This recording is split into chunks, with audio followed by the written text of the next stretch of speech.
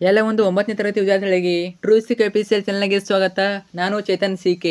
ಇವತ್ತಿನ ಈ ವಿಡಿಯೋದಲ್ಲಿ ನಿಮಗೆ 9ನೇ ತರಗತಿ FA3 ಎಕ್ಸಾಮ್ಗೆ ಕನ್ನಡ ವಿಷಯದ ಒಂದು ಪ್ರಶ್ನೆ ಪತ್ರಿಕೆ ನೋಡೋಣ. ಕೀ ಉತ್ತರ ಸಹಿತ ನೋಡೋಣ. ಈ ಒಂದು ಪ್ರಶ್ನೆ ಪತ್ರಿಕೆ ತುಂಬಾನೇ ಇಂಪಾರ್ಟೆಂಟು, ಯಾಕಂದರೆ ಇಲ್ಲಿರೋ ಕೆಲವು ಕ್ವಶನ್ಗಳು ನಮ್ಮ FA3 ಎಕ್ಸಾಮ್ಗೆ ರಿಪೀಟ್ ಆಗ್ತವೆ. ಓಕೆ, ತುಂಬಾನೇ ಇಂಪಾರ್ಟೆಂಟು. ಸೊ ಪ್ಯಾಟರ್ನ್ ಗೊತ್ತಾಗ್ತದೆ, ಕೊನೆವರೆಗೆ ನೋಡ್ಕೊಳ್ಳಿ. ಓಕೆ, ಈ ಉತ್ತರ ಸಹಿತ ಕೊಡ್ತೀನಿ. ಬನ್ನಿ ಇವತ್ತಿನ ಈ ವಿಡಿಯೋನ ಶುರು ಮಾಡೋಣ. ಅದಕ್ಕೆ ಮುಂಚೆ ಯಾರೆಲ್ಲ ಫಸ್ಟ್ ಟೈಮ್ ನಮ್ಮ ಒಂದು ಚಾನಲ್ ನೋಡ್ತಿದಾರ ಅಥವಾ ಚಾನಲ್ ಇನ್ಕೋ ಯಾರು ಸಬ್ಸ್ಕ್ರೈಬ್ ಮಾಡ್ಕೊಂಡಿಲ್ಲ, ಮಿಸ್ ಮಾಡಿ ಚಾನಲ್ನ ಸಬ್ಸ್ಕ್ರೈಬ್ ಮಾಡ್ಕೊಳ್ಳಿ. ಯಾಕಂದ್ರೆ ಇದೇ ರೀತಿ ಮುಂಬರುವ ನಿಮಗೆ ಎಲ್ಲ FA3 ಎಕ್ಸಾಮ್ಗೆ ಎಲ್ಲ ವಿಷಯಗಳ ಕ್ವಶನ್ ಪೇಪರ್ ಆಗಿರ್ಬೋದು, ಅದ್ರ ಜೊತೆಗೆ ಈಗಾಗಲೇ ಬೋರ್ಡ್ ಮೇಲೆ ಮಾಡಲ್ ಕ್ವಶನ್ ಪೇಪರ್ ಬಿಟ್ಟಿದ್ದಾರೆ, ಅವು ಎಲ್ಲ ವಿಷಯಗಳ ಕೀ ಆನ್ಸರ್ ಆಗ್ತೀವಿ. ಅಷ್ಟೇ ಅಲ್ಲದೆ ನಿಮ್ಮ ಅನ್ಯುವಲ್ ಎಕ್ಸಾಮ್ 2026ಕ್ಕೆ ಪ್ರತಿಯೊಂದು ವಿಷಯದ ಪಾಸಿಂಗ್ ಪ್ಯಾಕೇಜು, ಸ್ಕೋರಿಂಗ್ ಪ್ಯಾಕೇಜು ಮತ್ತು ಫಿಕ್ಸ್ ಬರುವಂಥ ಪ್ರಶ್ನೆಗಳು, ಕ್ವಶನ್ ಪೇಪರ್ಗಳು A to Z ಎಲ್ಲ ವಿಡಿಯೋಗಳು ಇದೊಂದು ಚಾನಲ್ ಆಗ್ತೀವಿ.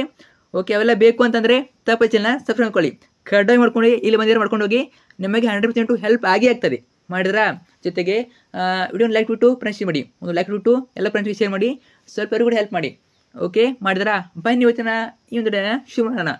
ಮೊದಲಾಗಿ 9ನೇ ತರಗತಿ ರೂಪನಾಂಕ ಮೌಲ್ಯಮಾಪನ 3 ಪ್ರಥಮ ವಾರ್ಷಿಕ ಕನ್ನಡ. ನಾನು ಕೀ ಉತ್ತರ ಸಹಿತ ಹೇಳ್ತಾ ಹೋಗ್ತೀನಿ. ಇದು ಕ್ವಶನ್ ಪೇಪರ್ ನೋಡ್ಕೋಬೋದು. ಓಕೆ, ನಾನು ಕೀ ಉತ್ತರ ಸಹಿತ ಹೇಳ್ತಾ ಹೋಗ್ತೀನಿ ನಿಮಗೆ. ಓಕೆ, ಮೊದಲಾಗಿ 9ನೇ ತರಗತಿ ರೂಪನಾತ್ಮಕ ಮೌಲ್ಯಮಾಪನ 3 ಅಂದರೆ FA3 ಪ್ರಥಮ ಭಾಷೆ ಕನ್ನಡ. ಮಾದರಿ ಉತ್ತರ ಸೂಚಿ. ಮೊದಲಾಗಿ ನಿಮಗೆ ಬಹುವಾಕ್ಯ ಪ್ರಶ್ನೆ ಒಂದಿರುತ್ತದೆ. ಬಹುವಾಕ್ಯ ಪ್ರಶ್ನೆ ಮಲ್ಟಿಪಲ್ ಚಾಯ್ಸ್ ಕ್ವಶನ್ ಒಂದಿರುತ್ತದೆ. ಪ್ರಶ್ನೆ 1, ಷಡಾನನ ಪದವು ಈ ಸಂಧಿಗೆ ಉದಾಹರಣೆಯಾಗಿದೆ. ಯಾವ ಸಂಧಿ? ಉತ್ತರ ಆಪ್ಷನ್ ಎ ಜಸ್ತ್ವ ಸಂಧಿ ಅನ್ನೋದು ಸರಿಯಾದ ಉತ್ತರ, ಜಸ್ತ್ವ ಸಂಧಿ. ಇನ್ನು 2ನೇ ಮೇನಲ್ಲಿ ಮೊದಲೆರಡು ಪದಗಳಿರುವ ಸಂಬಂಧದಂತೆ 3ನೇ ಪದಕ್ಕೆ ಸರಿ ಹೊಂದುವ ಸಂಬಂಧಿ ಪದವನ್ನು ಬರೆಯಿರಿ. 1 ಅಂಕಕ್ಕೆ ಇರ್ತದೆ ನಮಗೆ. 2ನೇದು, ಮನುಷ್ಯ ಅನ್ನೋದು ಷಷ್ಠಿ ವಿಭಕ್ತಿ ಆದರೆ ಮುದುಕಿಗೆ ಚತುರ್ಥಿ ವಿಭಕ್ತಿ. ಹೇಗೆ? ಮನುಷ್ಯನ ಅಂದಲ್ಲಿ ಅ ಬರ್ತದೆ, ಅಲ್ಲಿ ಅ ಬರ್ತದೆ, ಅದರಿಂದ ಅ ಅನ್ನೋದೇನು ಷಷ್ಠಿ ವಿಭಕ್ತಿ. ಮತ್ತು ಇಲ್ಲಿ ಮುದುಕಿಗೆ ಗೆ ನೋಡಿ, ಗೆ ಅನ್ನೋದು ಚತುರ್ಥಿ ವಿಭಕ್ತಿ ಆಗ್ತದೆ, ಚತುರ್ಥಿ ಆಗ್ತದೆ ನೋಡಿ. ಪ್ರಥಮವು ದ್ವಿತೀಯನ್ನು ತೃತೀಯಿಂದ ಚತುರ್ಥಿ ಗೆ ಅನ್ನೋದು ಸರಿಯಾದ ಉತ್ತರ, ಅದರಿಂದ ಚತುರ್ಥಿ ವಿಭಕ್ತಿ ಆಗ್ತದೆ. ಇನ್ನು 3ನೇ ಮೇನಲ್ಲಿ ಕೆಳಗಿನ ಪ್ರತಿಯೊಂದು ಪ್ರಶ್ನೆಗಳಿಗೆ ಒಂದೊಂದು ವಾಕ್ಯ ತರಿಸಿ. 1 ಅಂಕ ಪ್ರಶ್ನೆ ಒಂದಿರ್ತದೆ. ಓಕೆ, ನೋಡ್ತಾ ಹೋಗೋಣ. 1 ಅಲ್ಲ 3 ಇರ್ತವೆ. ಓಕೆ, 1 ಪ್ರಶ್ನೆ 3 ಇರ್ತವೆ ನೋಡಿ. 3ನೇ ಪ್ರಶ್ನೆ, ಕಂಸಾಳೆ ಎಂಬ ಹೆಸರು ಹೇಗೆ ಬಂದಿತು? ಸಂಸ್ಕೃತದ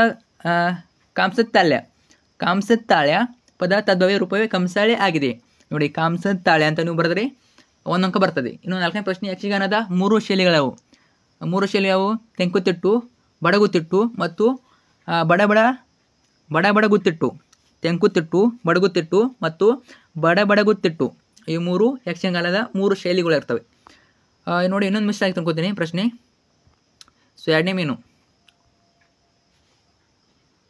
ಸೊ 3ನೇ ಮೇನು ಅಲ್ಲಿರೋದು ಏನು? 2ನೇ ಪ್ರಶ್ನೆ. ಓಕೆ, 2 ಪ್ರಶ್ನೆ ಇರ್ತವೆ, ಟೋಟಲಾಗಿ 2 ಅಂಕ ಇರ್ತದೆ ಅಷ್ಟೇ. ಓಕೆ, ನೆಕ್ಸ್ಟ್ ಹೋಗೋಣ. ಇನ್ನು ಕೆಳಗಿನ ಪ್ರಶ್ನೆಗಳಿಗೆ 3 ಅಥವಾ 4 ಅಂಕ ಇರ್ತದೆ. 3 ಅಥವಾ 4 ಅಂದರೆ 2 ಅಂಕ ಪ್ರಶ್ನೆ ಹೊಂದಿರ್ತದೆ. 2 ಅಂಕ ಪ್ರಶ್ನೆ ಹೊಂದಿರ್ತದೆ. 5ನೇ ಪ್ರಶ್ನೆ, ವೀರಗಾಸೆ ಕುಣಿತದ ವೇಷಭೂಷಣೆಗಳು ಹೇಗಿರುತ್ತವೆ ವಿವರಿಸಿ. ವೀರಗಾಸೆ ಕುಣಿತದವರ ವೇಷಭೂಷಣ ವಿಶೇಷವಾಗಿರುತ್ತದೆ. ಬಿಳಿಯ ಪಂಚೆಯ ವೀರಗಚ್ಚೆ, ತಲೆಗೆ ಅರಿಶಿಣ ಅಥವಾ ನೀಲಿ ಬಣ್ಣದ ರುಮಾಲು, ಕಾವಿ ಬಣ್ಣದ ಕಸ್ಯಂಗಿ, ಕೊರಳಲ್ಲಿ ರುದ್ರಾಕ್ಷಿ, ಹಣೆಗೆ ವಿಭೂತಿ, ಕರ್ಣಕುಂಡಲ, ಸೊಂಟಪಟ್ಟಿಗೆ ಬಿಚ್ಚುಗತ್ತಿ ಹಾಗೂ ಕಾಲ್ಕೆಜಿ ಧರಿಸಿರುತ್ತಾರೆ. ಇದೆಲ್ಲ ಏನು? ವೀರಗಾಸೆ ಕುಣಿತದ ವೇಷಭೂಷಣೆಗಳು.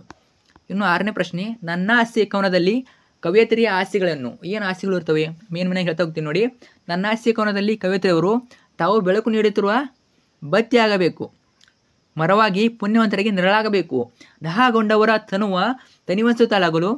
ತನಿಸುವಂತಾಗಲು, ಸದಾ ಚಿಮ್ಮುವ ಚಿಲುಮೆಯಾಗಬೇಕು, ಅಮ್ಮನ ಕಂಠದ ಜೋಗಳವಾಗಬೇಕು, ಮಾನವನ ಅಜ್ಞಾತಿ ತೊಲಗಿಸಲು ವಾಗ್ರೇವಿಯ ಕೈಯಲ್ಲಿಯ ಗ್ರಂಥವಾಗಿ ಧನ್ಯವಾಗಬೇಕು, ಮುಸ್ಸಂಜೆ ಹೊಸ್ತಿಲಲ್ಲಿ ದಿಕ್ಕಿಲ್ಲದೆ ನೆರಳಾಡುವ ದೀನರ ಊರುಗೋಲು ನಾನಾಗಬೇಕು ಎಂದು ಆಶಿಸಿದ್ದಾರೆ. ಇನ್ನು ಕೆಳಗಿನ ಗಾದೆಗಳಲ್ಲಿ ಯಾವುದಾದ್ರೂ ಒಂದನ್ನು ಮಹತ್ವದೊಂದಿಗೆ ವಿವರಿಸಿ. ಗಾದೆ 3 ಅಂಕಕ್ಕೆ 1 ಕೇಳ್ತಾರೆ, 2 ಕೊಟ್ಟಿರ್ತಾರೆ, ಅದರಲ್ಲಿ ಒಂದನ್ನು ಬರೀಬೇಕು. ಆರೋಗ್ಯವೇ ಭಾಗ್ಯ ಇದೊಂದು ಗಾದೆ. ನೀವು ಯಾವುದೇ ಗಾದೆ ಬರೀರಿ, ಇವೆರಡು ಸಲ ಬರಲೇಬೇಕು. 1 ಅಂಕ ಇರ್ತದೆ. ಯಾವುದಂದರೆ, ಗಾದೆಗಳು ವೇದಕ್ಕೆ ಸಮ, ವೇದ ಸುಳ್ಳಾದರೂ ಗಾದೆ ಸುಳ್ಳಾಗದು, ಗಾದೆಗಳು ಹಿರಿಯರ ಅನುಭವದ ಮಾತುಗಳಾಗಿವೆ, ನಮ್ಮ ಜನಪದರು ತಮ್ಮ ಬುದ್ಧಿಶಕ್ತಿ ಸೃಷ್ಟಿಸುವ ಸತ್ಯದ ನುಡಿಗಳಾಗಿವೆ. ಇವೆಲ್ಲ ಬರಲಿಲ್ಲ ಅಂದರೂ ನೀವು ಏನು ಬರೀಬೇಕು? ಮೊದಲಾಗಿ ಗಾದೆಗಳು ವೇದಗಳಿಗೆ ಸಮ, ವೇದ ಸುಳ್ಳಾದರೂ ಗಾದೆ ಸುಳ್ಳಾಗದು ಇನ್ನು ಬರಲೇಬೇಕು. ಓಕೆ, ಗಾದೆಗಳು ಹಿರಿಯರ ಅನುಭವದ ಮಾತುಗಳಾಗಿವೆ. ಈ 3 ಲೈನ್ ಬರೀರಿ, ಒಂದು ಕಡಿಮೆ ಬರ್ತದೆ. ಓಕೆ, ನೆಕ್ಸ್ಟು ಇದೊಂದು ಜನಪ್ರಿಯ ಗಾದೆಗಳಲ್ಲಿ ಒಂದಾಗಿದೆ. ಈ ಗಾದೆ ಮಾತಿನ ಅರ್ಥವೇನೆಂದರೆ, ಆರೋಗ್ಯ ಒಬ್ಬ ವ್ಯಕ್ತಿಯ ಹೊಂದಬಹುದಾದ ಅತ್ಯಮೂಲ ಆಸ್ತಿಯಾಗಿದೆ. ಉತ್ತಮ ಆರೋಗ್ಯವಿಲ್ಲದೆ ಶ್ರೀಮಂತ ವ್ಯಕ್ತಿ ಕೂಡ ತಮ್ಮ ಸಂಪತ್ತನ್ನು ಸಂಪೂರ್ಣವಾಗಿ ಅನಿಸಲು ಸಾಧ್ಯವಿಲ್ಲ.